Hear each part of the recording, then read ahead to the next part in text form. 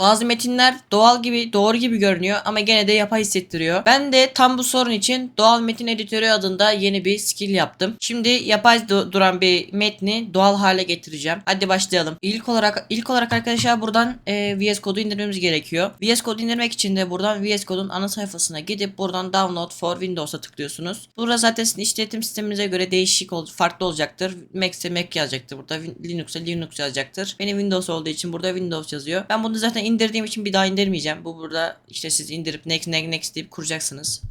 Sonra buradan hemen kurduktan sonra buradan şunu açıyorsunuz. Şöyle bir yer gelecek karşınıza VS Code açınca. Buradan şu küp ikonuna tıklayıp buraya codex yazarsanız.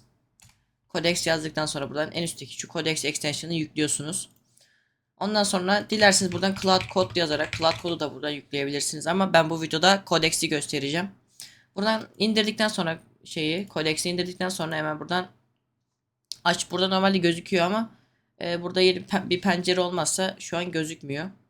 Değişik bir şey olmuş buna. Mesela görmek için hemen şuna tıklayıp şuradan açıyorsunuz şunu. Sonra şunu azıcık küçülttükten sonra şuradan tam ekran yapıyorsunuz. Sonra bizim burada şöyle bir skill'imiz var. Doğal metin editörü skill'i dediğimiz. Bu skill sayesinde arkadaşlar metinler, yapay görünen metinleri doğal hale getirebiliyoruz. Bu şekilde bir skill'imiz var. İlk olarak buradan bunun açıklama kısmına linkini koyacağım. Oradan gidip indirebilirsiniz. İlk olarak buradan şunu kopyalıyoruz. Buraya yapıştırıyoruz. İşte diyoruz ki bana bu skill'i kopyala ve tamamen öğren diyoruz.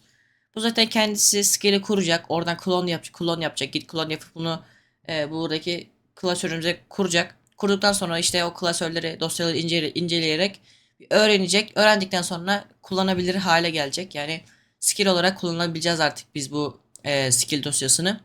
Şu anda yapay skillimiz indi. İlk olarak burada benim bir promptum var. Bu prompt sayesinde şey yapabileceğiz. Burada bir metin var. Bu metini daha doğal hale getirmesini isteyeceğiz. Metinde şu. Günümüz dünyasında yapay zeka teknolojilerinin gelişmesiyle birlikte içerik üretim süreçleri önemli ölçüde dönüşüme uğramıştır. Bu dönüşüm bireylerin daha hızlı ve daha verimli şekilde içerik üretmesini mümkün kılarken aynı zamanda ortaya çıkan içeriklerin özgünlük, doğallık ve insan dokunuşu açısından sorgulanmasına da neden olmaktadır diye bir metin var. Bunu hemen gönderdiğimiz zaman bu metni inceleyecek ve bize daha doğal, daha böyle akıcı hale getirecek.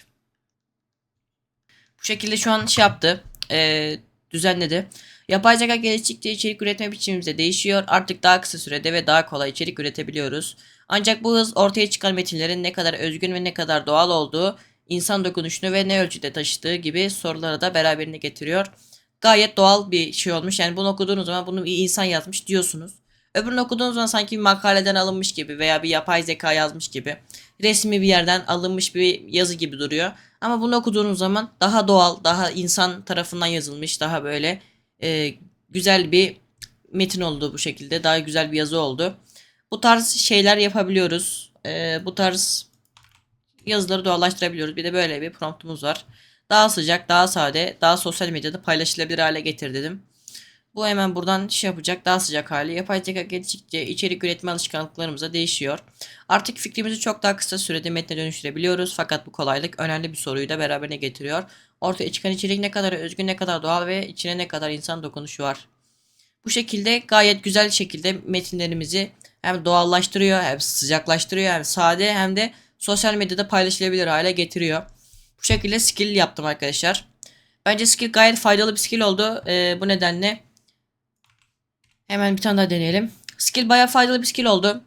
Bu skill'i kullanarak yazılarınızı daha doğal, daha insan yazmış hale getirebiliyorsunuz.